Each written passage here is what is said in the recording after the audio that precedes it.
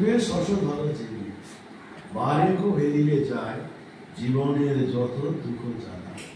একবারই মায়ের মুখখানে তাকিয়ে দেখলেই জীবনে যত দুঃখ আছে, যত জ্বালা যন্ত্রণা আছে, সব যেন জুড়িয়ে যাবে, এমনই মায়ের মুখখানে। পরের স্টাজা লিখলেন, তুমি কি গো মা কৈলাস ছাড়ি এলে গো মা এ দেহ ধরি। যখন মায়ের শরীর চলে যায় তখন স্বামী সারদানন্দজি অমৃতবাজার পত্রিকা একটি ছোট্ট বিজ্ঞাপন দিয়েছিলেন যে গতকাল আমাদের পরমারাধ্যা মাতা ঠাকুরানী কৈলাস ধামে গমন করিয়াছে, এই কথা লিখেছিল। আগামী অমুক তারিখে মায়ের পারালোকের ক্রিয়াদি হবে, ভক্তদের আহ্বান জানিয়েছিল তখন তাদের অমৃতবাজার পত্রিকা। তার 5 দিন পরে বেলুড় মঠ থেকে রিডাইরেক্ট হয়ে একটি চিঠি উদ্বোধনে সরকারের কাছে এসেছিল। সেই চিঠিতে একটি কথা লেখা ছিল, যার বাংলা তর্জমা করে দাঁড়াবে, তাহলে সেই নির্বাক সরল প্রদীপটি নিভে গেল। যে নিভে গেল না, বরং 2500 বছর যে আদর্শ মহিষী নারীর আদর্শ প্রতিষ্ঠিত হবে, তারই দীপের ন্যায় প্রকাশ যেন জ্বালিয়ে দিয়ে গেল।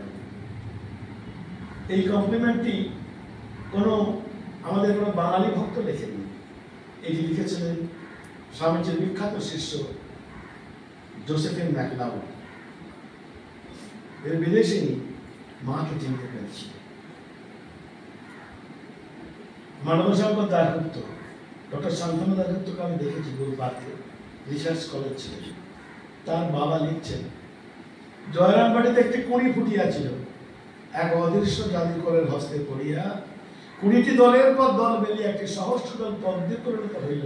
পদ্ম দেখিয়ে প্রস্ফুটিত করাইয়া জাদুকর অদৃষ্ট হইয়া গেলেন, আর পদ্মটি তার আপন সৌরভে ও মাধুর্যে জগৎকে মোহিত করিয়া তুলিল।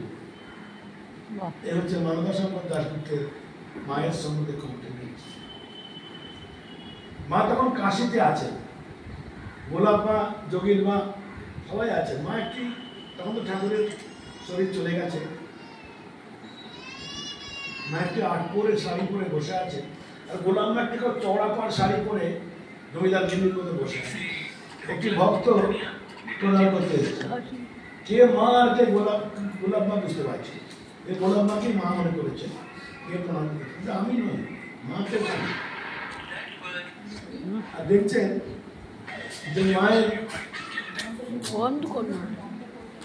যে মায়ের সাবাসীতে 8 পৌরের মুখ, মা রসিকতা করলে যখন মাকে প্রণাম করছে, আমি নই, ইশারা করছে গোলাপ মা। ভক্তটি বড় বিপদে পড়ে গেল, কে মা আর কে গোলাপ মা। 2-3 বার যাওয়ার পরে গোলাপ মা একটু ঝাঁঝিয়ে বললেন, আরে ভগবতীর মুখ না ঘুটে ঘুটেনের মুখ দেখে বুঝতে পারছো না?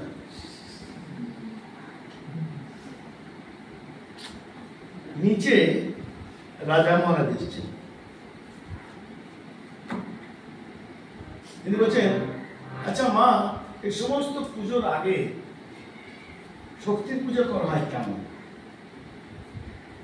তখন যোগেন মা বলছেন, শক্তির পুজো করা হবে না, তার কাছে তো মুক্তির চাবি। মা কৃপা করে মুক্তির দ্বার খুলে না দিলে মহামায়া মুক্তি তো নাই। তখন রাজা মহারাজ শুনে মনের আনন্দে এই গানটি গাইছে। এটি মোর পেছনে একটি বিখ্যাত গান, মগ্ন হয়ে রে